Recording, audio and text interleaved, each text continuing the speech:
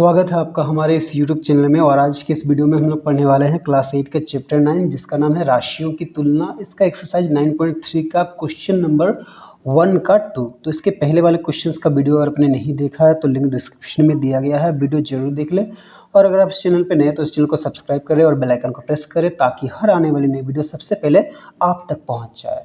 तो देखिए 1 का 2 नंबर क्या है, 16,000 रुपये का 2 वर्ष के लिए 10% वार्षिक ब्याज की दर से जब ब्याज अर्धवार्षिक संयोजित होता है तो हमें क्या निकालना है, मिश्र धन और चक्रवृद्धि ब्याज निकालना है। ठीक है, तो देखिए यहाँ पे क्या दिया है, ये जो 16,000 दिया है ये क्या है, मूलधन है। तो हम लिखते हैं मूलधन बराबर, तो मूलधन कितना है 16,000 रुपया और 2 वर्ष, ये क्या है समय, तो समय कितना है 2 वर्ष, फिर दर कितना है 10%। ठीक है, अब देखिए यहाँ पे क्वेश्चन क्या बोला है कि ब्याज जो है अर्धवार्षिक संयोजित होती है, यानी कि 6 महीना में ब्याज मिलता है। तो ये जो 2 वर्ष है तो इसको हम लोग वर्ष के रूप में नहीं निकालेंगे, 6 महीने के रूप में निकालेंगे। अर्धवार्षिक मतलब 6 महीना। तो लिखेंगे कि चूंकि ब्याज अर्धवार्षिक संयोजित होता है, तो देखिए चूंकि ब्याज अर्धवार्षिक संयोजित होता है इसीलिए हम लोग क्या लिखेंगे, 2 वर्ष बराबर। तो 2 वर्ष को हम लोग 6 माही में बदलेंगे। तो 2 वर्ष में कितना 6 माही होगा, देखिए एक वर्ष में 2 6 होता है, यानी कि 6 महीना वाला जो ये है पीरियड है। तो 2 वर्ष बराबर 4 छमाही।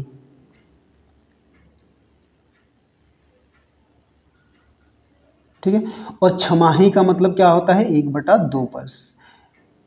ठीक है, यानी कि 2 वर्ष में 1/2 वर्ष कितना बार आएगा, 4 बार आएगा। तो अब हम लोग क्या है, इसका जो मिश्रण है वो हम लोग क्या करेंगे, 1/2 वर्ष करके निकालेंगे। तो लिखेंगे हम लोग प्रथम छमाही के लिए। तो देखिए प्रथम छमाही के लिए क्या हो जाएगा, मूलधन वही होगा जो दिया है।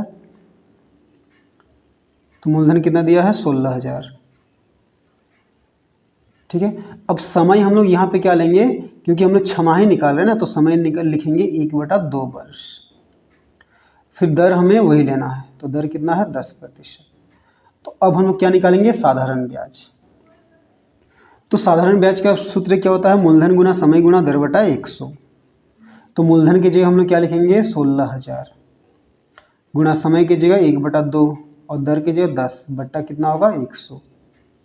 ठीक है, तो ये 0 कटा, ये 0 भी कट गया, फिर 2 एकम 2, 2 अट्ठे 16 और ये 0, तो कितना बचा 80 गुना 10, यानी कि कितना आएगा 800। तो 800 रुपया क्या हुआ साधारण ब्याज। अब हम लोग निकालते हैं मिश्र धन। तो मिश्र धन बराबर क्या होता है, मूलधन जोड़ ब्याज। तो मूलधन की जगह हम लोग क्या लिखेंगे, 16,000 प्लस ब्याज की जगह क्या लिखना है 800। तो ये दोनों को जोड़ेंगे तो कितना आएगा, 16,000 और 800 को जोड़ेंगे तो 16,800। तो इतना रुपया हो गया, 16,800 रुपया क्या हो गया, प्रथम छमाही का मिश्र धन। तो अब लिखेंगे हम लोग दूसरे छमाही के लिए। तो देखिए दूसरे छमाही के लिए क्या होगा, जो पहले छमाही का जो मिश्र धन है वो क्या हो जाएगा, मूलधन। तो मूलधन कितना होगा 16,800। ठीक है, और समय यहाँ पे वही लेना है, कितना 1/2 वर्ष, और दर भी वही लेना है, कितना 10%। ठीक है, अब इसका भी क्या निकालेंगे, साधारण ब्याज। तो साधारण ब्याज बराबर क्या होता है, मूलधन गुना समय गुना दर बटा 100। ठीक है, तो मूलधन की जगह क्या लिखेंगे 16,800 गुना समय की जगह क्या लिखेंगे 1/2 और दर की जगह क्या लिखेंगे 10 बट्टा क्या होगा 100। ये 0 कट गया, ये 0 भी कटा, फिर 2 एकम 2, 2 अट्ठे 16, 2 चौके 8। ठीक है, अब क्या है 84 गुना 10, तो कितना हो जाएगा 840। ठीक है, तो अब हम लोग फिर क्या निकालते हैं, मिश्र धन।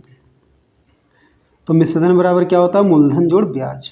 तो मूलधन की जगह अब क्या लिखना है, ये 16,800 जोड़ ब्याज की जगह क्या लिखना है 840। तो ये दोनों को जोड़ते हैं, 0 और 0 को जोड़ने से 0 आएगा, फिर 4 और ये 0 को जोड़ने से 4 होगा, फिर ये 8 और 8 16 का 6 मेरा 1, 6 और 1 7, यानी कि 17,640 रुपया हो गया क्या, दूसरे छमाही का मिश्र धन। तो अब हम लोग लिखते हैं तीसरे छमाही के लिए।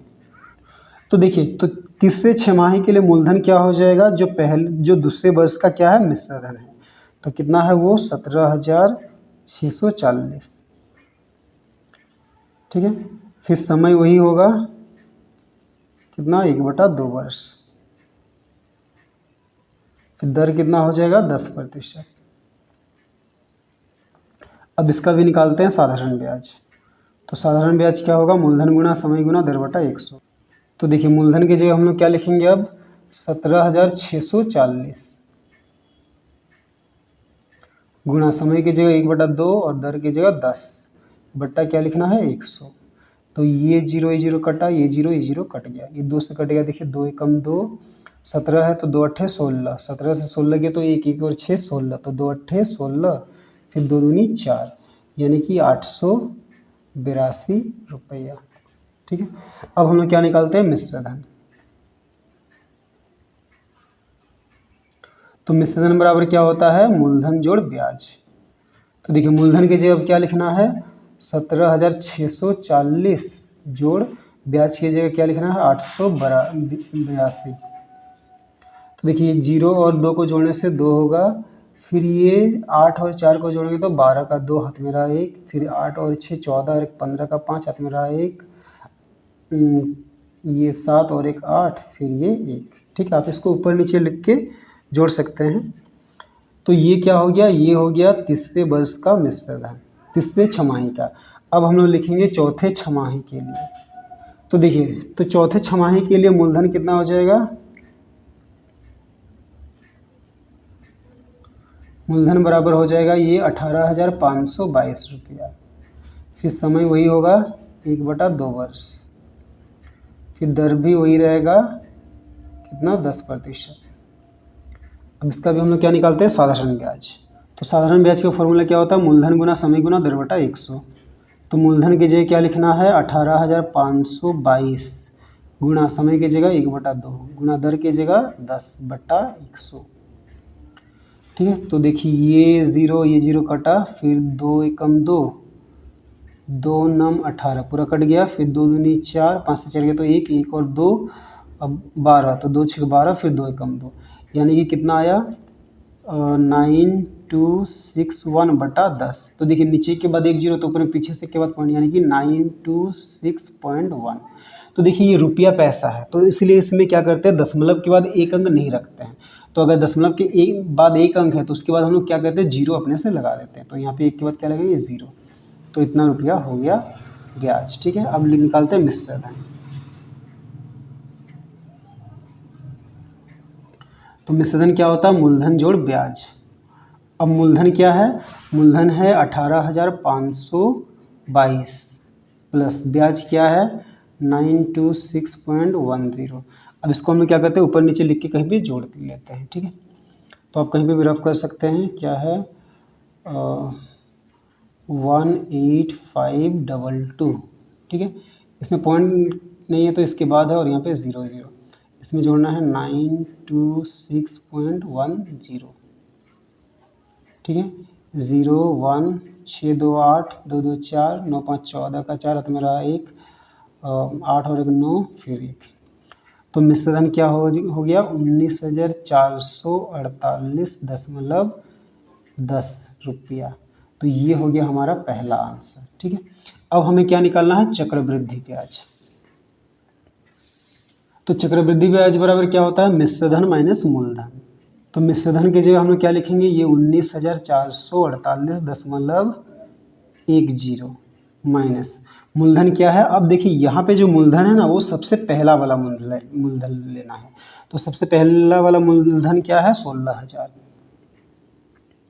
अब इसको हम लोग ऊपर नीचे लिख के घटाते हैं, 19,448.10, उससे घटाएंगे 16,000, पॉइंट नहीं है के बाद कुछ नहीं तो 0 दे सकते, 10.8443, यानी कि चक्रवृद्धि ब्याज क्या हो गया 3,448.10।